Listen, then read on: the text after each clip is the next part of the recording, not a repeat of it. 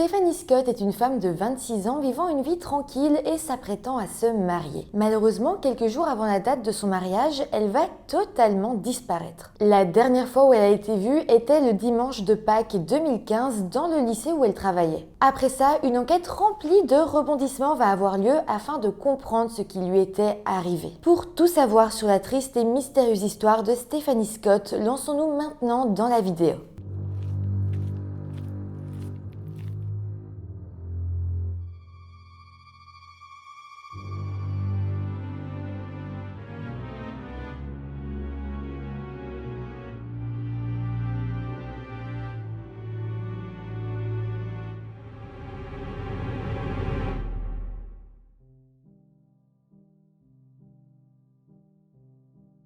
Hello tout le monde, j'espère que vous allez bien. Je vous retrouve aujourd'hui avec une affaire qui est assez longue, assez complexe, mais vous allez voir, elle vaut vraiment le coup de s'y intéresser. C'est une affaire résolue, vous allez voir, il reste quand même quelques petits mystères à la fin, mais en soi, elle reste résolue et elle est juste aussi très difficile à écouter. Avant de commencer la vidéo, comme d'habitude, je vous rappelle de vous abonner à la chaîne si ce n'est pas encore fait, ça m'aide énormément, donc merci à tous ceux qui le sont et tous ceux qui le feront. Et voilà, maintenant que tout ça est dit, lançons-nous dans la vidéo. Stephanie Claire Scott est née le 14 octobre 1988 à Sydney en Australie. Elle a grandi avec ses parents Robert et Marilyn Scott ainsi qu'avec ses deux frères et ses deux sœurs. Elle avait alors grandi dans une bonne famille et son père Robert était d'ailleurs le directeur du lycée où elle avait étudié. En 2015, elle était alors devenue une femme de 26 ans et vivait dans un village de campagne appelé Lytton. À cette époque, Stephanie semblait petit à petit atteindre la vie dont elle avait toujours rêvé. Stephanie était enseignante d'art dramatique à la Lytton High School, travail qui lui plaisait énormément et elle était d'ailleurs une professeure très appréciée. Elle était fiancée à un certain Aaron Leeson Woolley qu'elle avait rencontré des années auparavant lorsqu'elle était encore au lycée et le couple avait annoncé leur fiançailles le 11 avril 2014 et le mariage était fixé à la date du 11 avril 2015.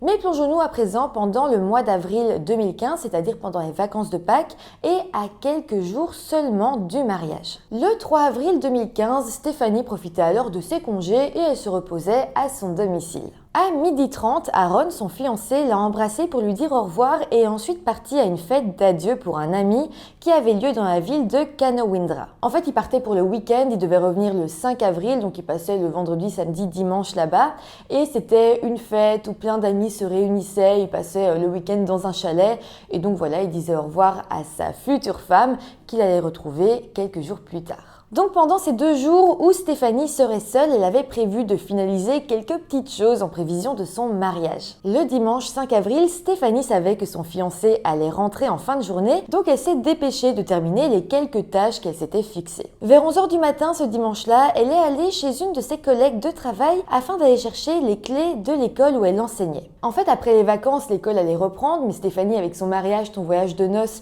pouvait pas non plus enseigner directement après, donc un professeur remplaçant venait la remplacer et elle voulait s'assurer que tout était bien prêt à l'école pour ses élèves et ce professeur. Stephanie, qui n'avait pas les clés de l'école, a alors été chez une de ses collègues qui les avait et cette collègue habitait justement à côté du lycée. Comme elle était à côté, cette collègue a décidé d'accompagner Stephanie jusqu'à la grille de l'école et de la déverrouiller. Stephanie a alors franchi le portail et puis l'a refermé à clé de l'intérieur. Elle a ensuite franchi une deuxième série de portes en acier verrouillées pour accéder enfin au bâtiment scolaire. Une fois dans l'école, elle a franchi les longs couloirs puis est arrivée à sa classe où elle est restée plus ou moins 2h40 pendant lesquelles elle a travaillé. Au bout de ces 2h40, elle n'avait pas terminé tout ce qu'elle devait faire, mais malgré tout, elle a décidé de rentrer chez elle parce que chez elle aussi, elle avait des choses à faire.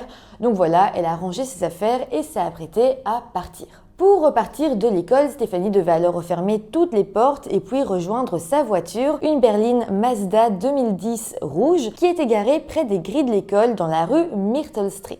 Elle a alors quitté sa classe et marché tout le long couloir qui la menait jusqu'aux grilles. À un moment donné, dans ce long couloir, elle s'est arrêtée pour récupérer ses clés et son sac qu'elle avait laissé à un endroit. Mais à ce moment-là, eh bien, elle va se faire attaquer par derrière. Elle a alors essayé de se débattre, de griffer les mains qui étaient posées sur son visage, de crier, mais son agresseur était bien plus fort qu'elle. Elle a ensuite été tirée tout le long du couloir et emmenée dans une toute petite pièce qui était en fait une chambre noire qui servait à développer des photos. Pendant tout ce temps où elle était tirée, elle ne faiblissait pas, elle essayait de se débattre, mais en vain. Lorsqu'elle a vu que son agresseur allait l'enfermer avec lui dans cette toute petite pièce, Stéphanie a vraiment essayé de ramasser toutes ses forces et a tenté de courir hors de la pièce, mais là son agresseur l'a attrapée et l'a jetée au sol. Après ça, sans qu'elle ne puisse rien faire, la porte de la chambre noire s'est refermée et elle se retrouvait là, seule avec son agresseur. Stéphanie était donc au sol, face contre terre, et son agresseur s'est agenouillé à son niveau. Il a mis son bras autour de son cou pour exercer une pression pour essayer qu'elle s'évanouisse, et avec son poing, il a commencé à la frapper au visage. Stéphanie a réellement lutté pour sa vie, mais clairement son supplice était intenable. En l'espace de 50 secondes, elle a été frappée 30 à 40 fois et a perdu connaissance. Après ça, son agresseur a mis un préservatif et puis l'a agressée sexuellement. Une fois qu'il a eu terminé, Stéphanie était toujours vivante mais totalement inconsciente. Il a alors posé sa main sur sa gorge et a sorti un couteau avec une lame longue de 40 cm. Il a ensuite poignardé Stéphanie au cou jusqu'à ce qu'elle se vide presque de tout son sang et qu'elle décède.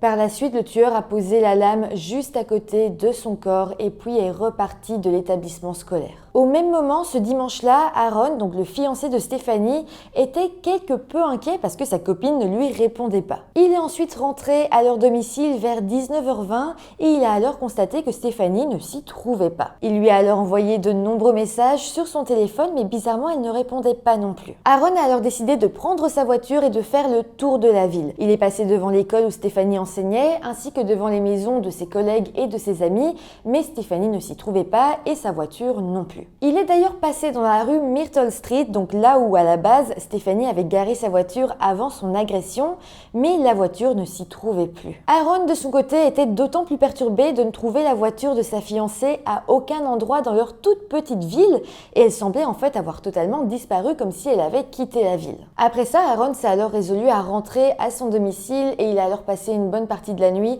à appeler les amis de Stéphanie, à appeler sa famille pour essayer de comprendre où elle était, mais personne n'en savait rien. Finalement, le lendemain, le 6 avril 2015 à 16h30, il a dû se rendre à l'évidence que sa fiancée avait réellement disparu et Aaron s'est alors rendu au poste de police de Lytton pour signaler la disparition de Stéphanie. Là, immédiatement, la police a eu l'idée de la localiser grâce à son iPhone. Ils ont alors lancé l'application de localisation, mais ils vont se rendre compte que son téléphone était sans doute éteint ou que l'option de localisation avait été enlevée. Là, les enquêteurs vont avoir une seconde idée, ils vont se dire on va regarder ses relevés bancaires pour essayer de voir quels achats elle avait fait le dimanche, donc jour de sa disparition, mais ils ne vont rien trouver, elle n'avait fait aucun achat le dimanche. En fait, le dernier était le samedi, donc le jour avant, et elle avait acheté quelque chose au magasin Griffiths. Après ça, les enquêteurs vont alors vérifier si Stéphanie s'était récemment connectée sur ses réseaux sociaux, mais là non plus, ils ne trouveront aucune trace récente d'activité. Stéphanie avait donc bel et bien disparu.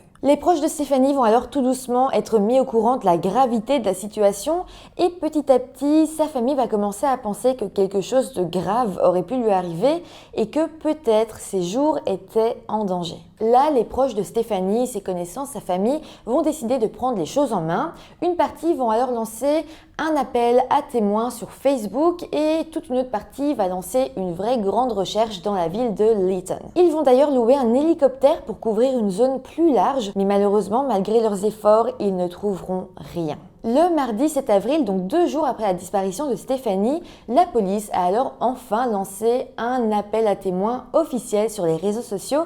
Avant ça, donc il n'y en avait pas eu d'officiel, c'était seulement les proches de Stéphanie qui en avaient lancé un. Avec ça, les médias ont enfin commencé à s'intéresser à l'affaire et donc les journaux locaux, la télé, la radio va commencer à parler de tout ça et évidemment, les proches de Stéphanie, ses amis vont être interrogés à la télé. Le même jour, des enquêteurs se sont enfin rendus à la Lytton High School. Pourquoi est-ce que personne ne s'y était rendu avant? C'est tout simplement parce qu'on ne savait pas que Stéphanie pouvait y être. En fait, sa collègue qui lui avait donné les clés du lycée et qui l'y avait accompagnée n'était pas au courant que Stéphanie avait disparu. C'est seulement avec l'appel officiel de la police qu'elle a enfin compris qu'il était arrivé quelque chose à sa collègue. Et c'est comme ça qu'elle avait été témoignée au poste de police en disant « je pense être la dernière personne à l'avoir vue » et le dernier endroit où elle était, c'était au lycée. Donc les enquêteurs vont fouiller la classe de Stéphanie et vérifier le système d'alarme de l'école. Grâce à ça, ils vont alors apprendre que Stéphanie avait désactivé l'alarme du bloc d'administration à 13h31 afin d'ouvrir une porte et avait ensuite remis l'alarme à 13h38. Donc ça, c'est la preuve que Stéphanie était entrée dans l'école. On sait que c'était elle parce que ça correspondait à son badge. Le problème est qu'après ça, le badge de Stéphanie ne va plus rien ouvrir ou plus rien refermer.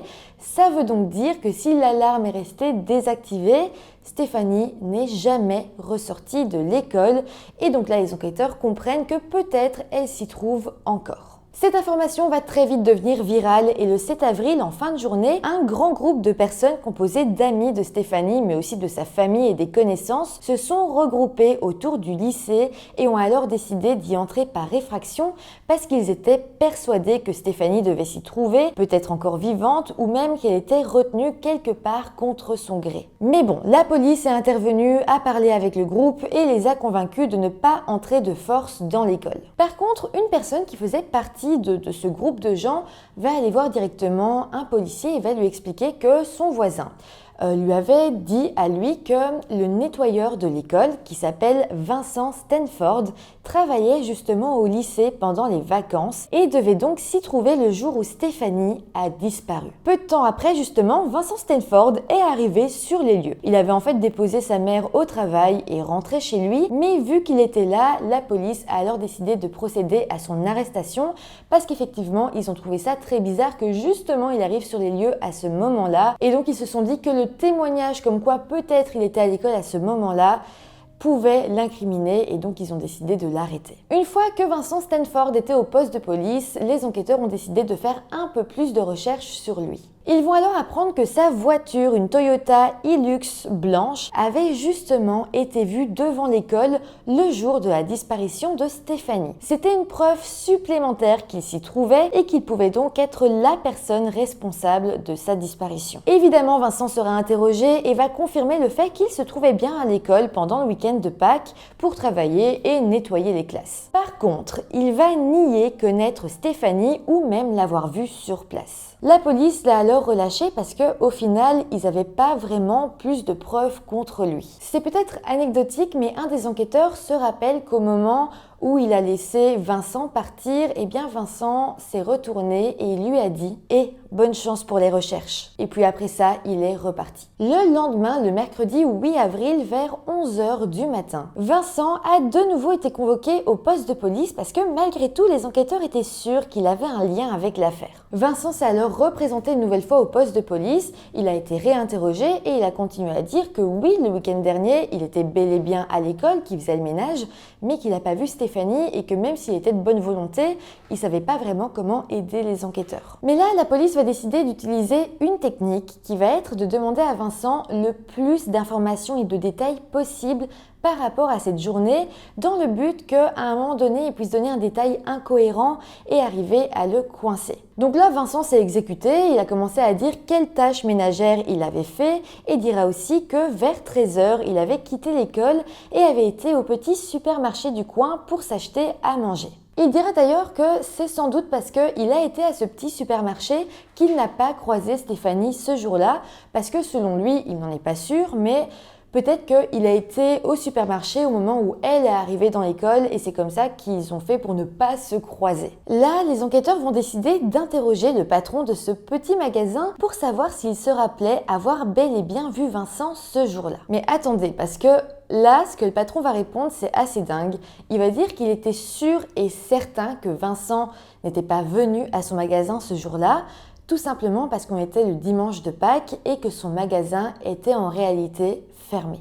À partir de là, la police a été sûre que Vincent avait bel et bien quelque chose à se reprocher dans la disparition de Stéphanie. D'ailleurs, le jour même, une équipe spéciale a été créée pour enquêter tout spécialement sur Vincent et pour trouver chacun des détails l'incriminant. Des enquêteurs vont alors interroger le patron de Vincent, celui qui l'employait et celui qui lui donnait ses horaires de travail.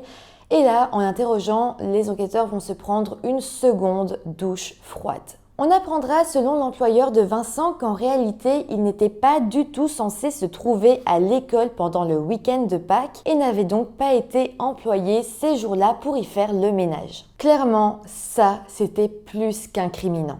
Mais avant de continuer, je vais quand même faire une petite parenthèse pour vous parler de qui était Vincent Stanford. Il est né le 21 décembre 1990 en Tasmanie et avait alors 24 ans au moment des faits. Il vivait à ce moment-là chez sa mère qui s'appelle Anneke Noort et vivait avec son frère aîné Luc. Vincent avait également un frère jumeau qui s'appelait Marcus et qui était son sosie parfait, mais ce frère jumeau vivait à plusieurs kilomètres de chez lui. Mis à part ça, Vincent avait commencé son travail en tant qu'agent d'entretien au lycée il y a très peu de temps. Il avait en fait commencé le 2 mars 2015, donc seulement un mois avant les faits, et il remplaçait en fait un autre agent d'entretien et devait à la base le remplacer jusqu'au 2 avril, mais son contrat avait été prolongé. C'est d'ailleurs la raison pour laquelle il avait toujours les clés de l'école au moment de la disparition de Stéphanie. Mais pour en revenir à l'enquête, le 8 avril, après avoir reçu ces déclarations du patron de Vincent, les enquêteurs ont décidé de se rendre à son domicile afin de le confronter à toutes ces déclarations. Il était à ce moment-là 18h30, mais lorsque les enquêteurs arriveront au domicile de Vincent, sa mère et son frère, personne ne s'y trouvait. Ils ont alors appelé sa mère qui a décroché et qui leur a donné l'autorisation de fouiller la maison. Ils vont alors s'exécuter et à l'intérieur de la maison, ils vont retrouver un trousseau de clés qui avait un cordon blanc et rouge. C'est très important parce que ce trousseau de clés correspondait parfaitement à la description donnée par la collègue de Stéphanie.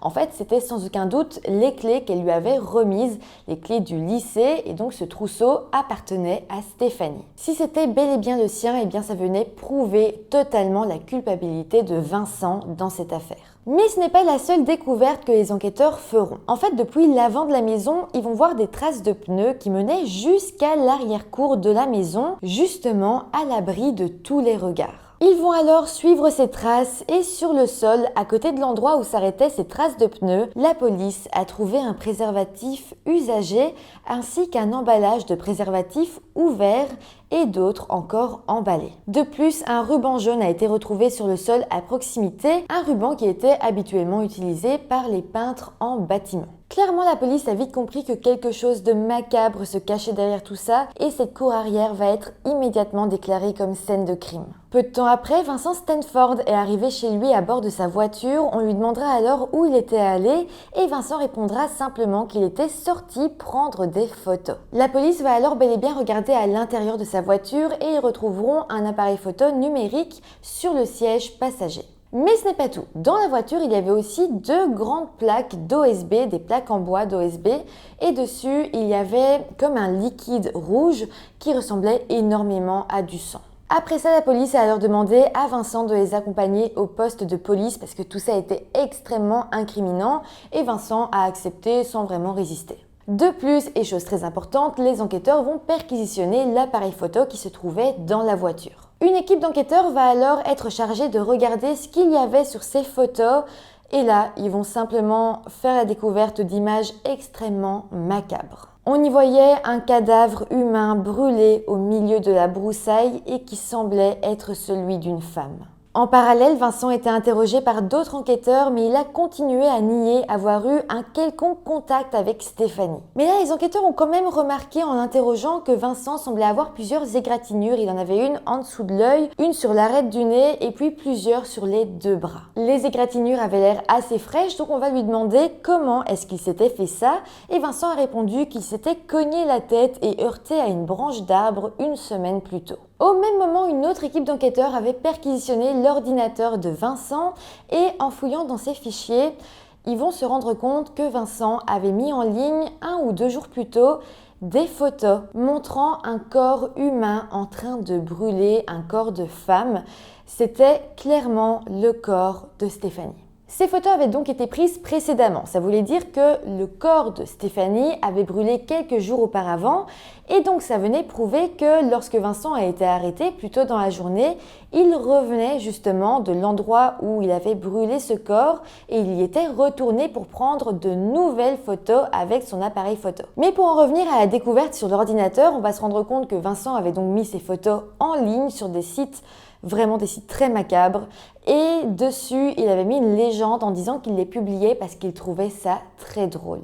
Suite à ça, alors que Vincent était donc en plein interrogatoire, il va être officiellement arrêté pour le meurtre de Stephanie Scott. Vincent a alors appelé un avocat et a ensuite refusé d'être à nouveau interrogé. Par contre, il a accepté d'être ausculté par un médecin qui va alors pouvoir regarder de plus près ses égratignures donc sur le visage et sur les bras, et après ça, il va être placé en détention provisoire. Du côté de la police scientifique, ils vont se mettre à analyser les plaques de bois OSB qui avaient été trouvées dans sa voiture et ils vont se rendre compte que le liquide rouge sur la plaque était bel et bien du sang, et lorsqu'ils vont faire un test ADN, eh bien, ils vont se rendre compte qu'il s'agissait du sang de Stéphanie. À ce moment-là, les enquêteurs ont fouillé la voiture de Vincent, ils ont retrouvé un préservatif usagé, ils ont retrouvé un téléphone, mais surtout, ils ont retrouvé un GPS. Et vu que lorsqu'il est arrivé chez lui, sans doute il revenait de l'endroit où il avait fait brûler le corps de Stéphanie, on se disait que sur le GPS, il y avait sans doute l'endroit exact où elle se trouvait. Ils ont alors analysé les données du GPS et ils se sont rendus compte que Vincent s'était rendu dans le parc national de Cocopara à 50 km au nord de Lytton. On a d'ailleurs retrouvé de la terre et du gravier sur les pneus de sa voiture, preuve qu'il avait roulé dans des petits chemins de terre ou des chemins sinueux. Le téléphone trouvé dans la voiture, qui était donc le sien, a été fouillé et là, les enquêteurs vont retrouver 6 photos assez sombres mais qui avaient sans doute été prises au lycée. Sur ces photos très sombres, on pouvait y reconnaître le corps de Stéphanie nue à l'intérieur de l'école et on pense que ces photos ont alors été prises alors que Vincent l'agressait sexuellement avant de la poignarder. Je fais une autre parenthèse pour vous dire que le lendemain de l'arrestation de Vincent, donc le 9 avril, toutes les chaînes de télé locales ont commencé à parler de cette affaire. Ils ont eu l'information que justement toutes ces photos avaient été retrouvées sur l'ordinateur, sur l'appareil photo et sur le téléphone de Vincent. Et donc clairement à la télé, ils ont dit que Stéphanie était sans aucun doute décédée, même c'était sûr et certain, et donc elle était sans doute décédée dans un acte extrêmement barbare. Mais ce qui va être vraiment traumatisant pour la famille, c'est qu'ils vont découvrir tout ça à la télé en même temps que tout le monde. Aucun policier ne les avait prévenus avant ça. Clairement, je pense qu'on ne peut même pas imaginer ce qu'ils ont dû se dire. Peut-être qu'ils avaient encore de l'espoir, mais là, en regardant les informations, ils ont tout compris. Le 9 avril, à 9h30 du matin, la police a reçu un appel d'un témoin pensant avoir retrouvé la voiture de Stéphanie. Les enquêteurs se sont alors rendus sur place et la voiture était garée près du canal sur la rue Pike Road. Rapidement, ils ont pu confirmer qu'il s'agissait bel et bien du véhicule de Stéphanie et à l'intérieur, dans le coffre, ils vont retrouver une quantité importante de sang appartenant à Stéphanie. Suite à cette découverte, les enquêteurs ont alors fait une nouvelle fouille au domicile de Vincent et y ont alors retrouvé des vêtements tachés de sang. Là encore, le sang a été identifié comme appartenant à Stéphanie et les vêtements, eux, ont été identifiés comme appartenant à Vincent. De plus, à son domicile, on retrouvera un soutien-gorge rouge qui appartenait lui aussi à Stéphanie. L'ADN de Stéphanie a d'ailleurs été retrouvé à plein d'autres endroits. Il a été retrouvé sur la face extérieure d'un préservatif retrouvé à l'intérieur du domicile de Vincent. Il a été retrouvé sur un bidon d'essence retrouvé dans le véhicule de Vincent.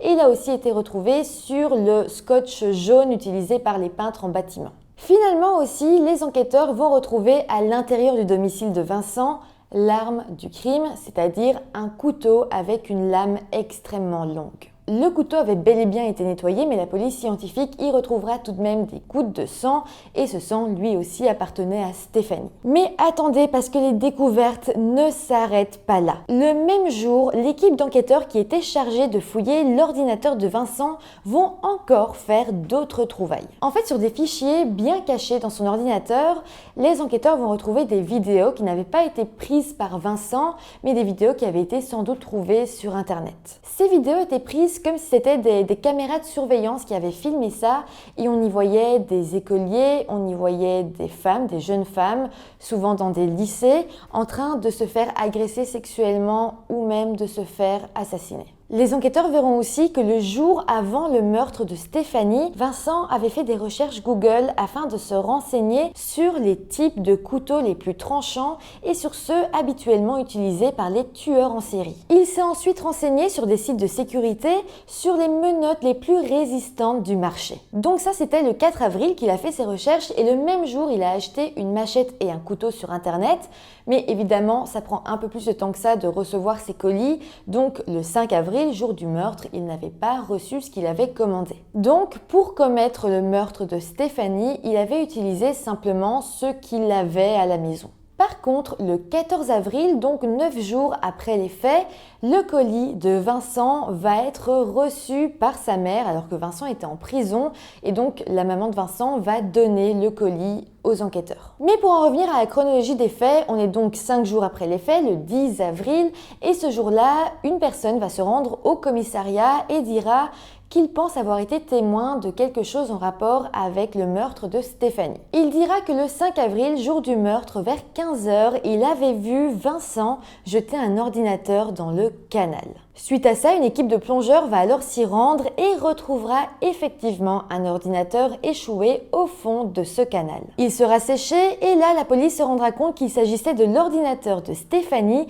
sur lequel elle travaillait juste avant de se faire assassiner. Le même jour, vers 17h, alors que la police fouillait déjà depuis un long moment le parc national de Cocopara, ils vont enfin y retrouver les restes gravement brûlés de Stéphanie. Son corps a été retrouvé nu et aucun vêtement ni bijou n'a été vu à proximité. Le lendemain, Vincent décidera alors enfin de parler aux enquêteurs et je précise par contre qu'il ne savait pas à ce moment-là que le corps de Stéphanie avait été retrouvé. Donc là, il sera à nouveau interrogé et il va alors décider d'avouer et de donner la localisation exacte du corps de Stéphanie aux enquêteurs et de plus, il va expliquer tout ce qu'il s'était passé. On ne sait pas vraiment ce qui l'a poussé à avouer tout ça. Par contre, évidemment, oui, il a donné l'emplacement exact du corps, mais ça servait plus à rien vu que la veille, eh bien, la police l'avait déjà retrouvé. Mais bon, Vincent va se confier sur le jour du meurtre et il va expliquer que ce jour-là était bel et bien la première fois qu'il croisait le chemin de Stéphanie. Avant ça, il ne l'avait jamais vue. En fait, ce jour-là, il pensait être seul au lycée, bien qu'il n'était pas censé être là, je le rappelle. Le fait qu'il s'y trouvait reste toujours un peu flou, on comprend pas pourquoi, mais moi j'imagine qu'il s'y trouvait parce qu'il aimait bien cet endroit et peut-être que ça faisait travailler ses fantasmes vu le genre de vidéo qu'on a retrouvé sur son ordinateur. Mais en tout cas, lorsqu'il était là, il a entendu quelqu'un arriver dans le lycée, marcher dans le couloir et il s'est dit qu'il n'était plus seul. Il a donc regardé discrètement qui était cette personne et c'est là qu'il a vu Stéphanie. Et il dira par rapport à ça qu'il a senti un sentiment l'envahir à ce moment-là. J'ai juste ressenti que je devais la tuer. Je n'étais pas en colère ou quoi que ce soit, j'étais fondamentalement sans émotion.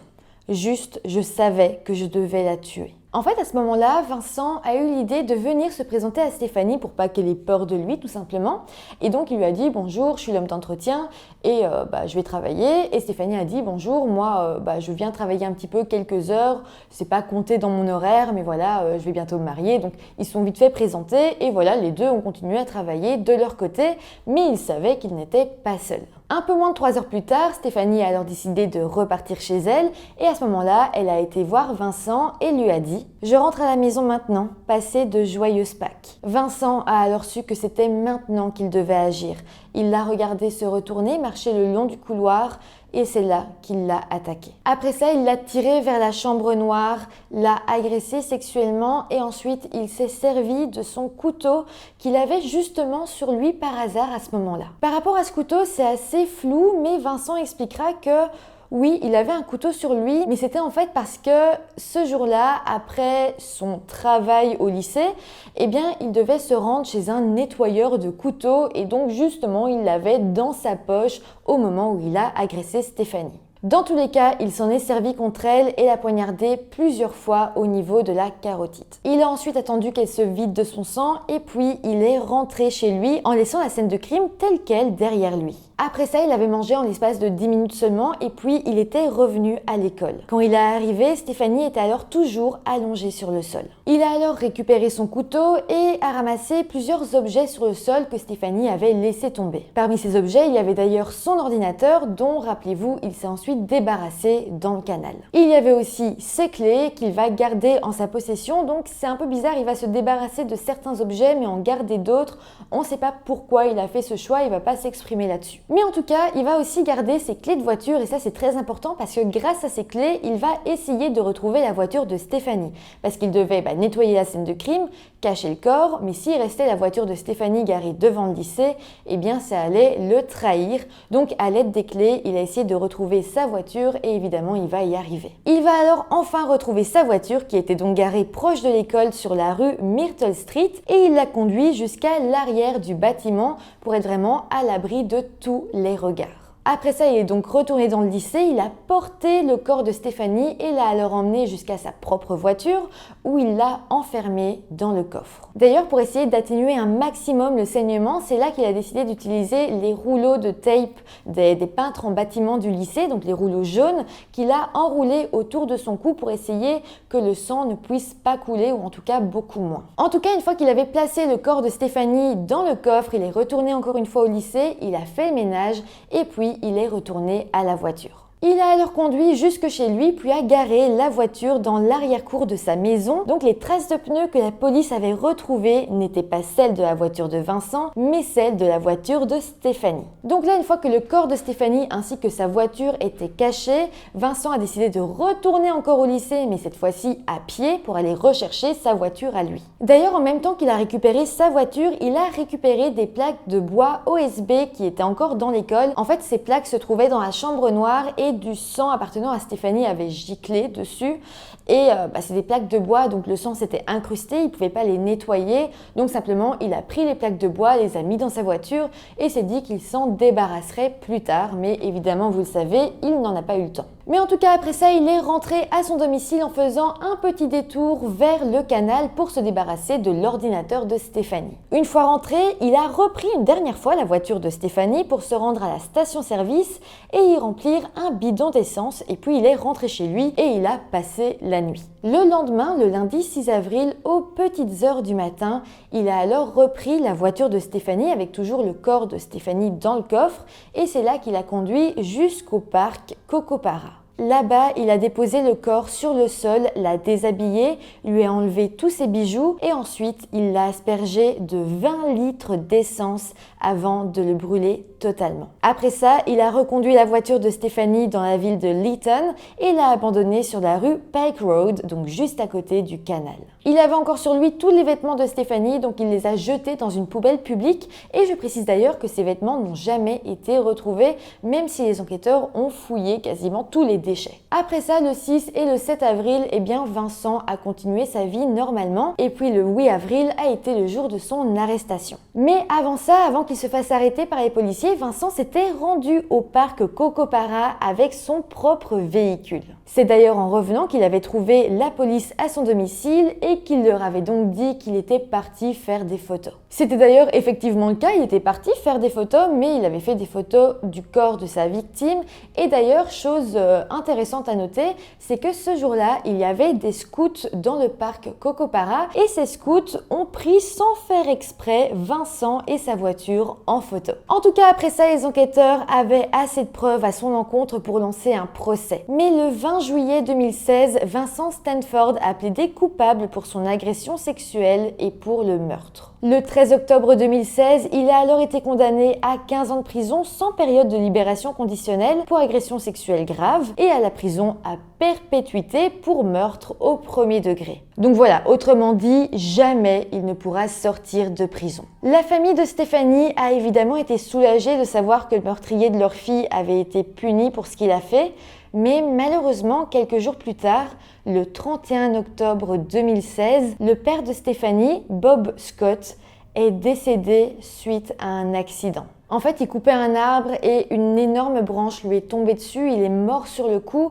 et ça c'est juste atroce parce que la famille était enfin en train de vivre un moment de soulagement. Ils pouvaient commencer leur deuil en sachant que l'assassin de leur fille allait passer sa vie en prison et là, un nouveau drame venait leur tomber dessus. Mais voilà, c'est comme ça que se termine cette histoire. La police a malgré tout trouvé d'autres choses un peu étranges. On pense qu'il y a encore d'autres mystères à découvrir, notamment par rapport aux bijoux qui appartenaient à Stéphanie, qui auraient été envoyés aux frères jumeaux de Vincent qui habitaient à plusieurs kilomètres de là.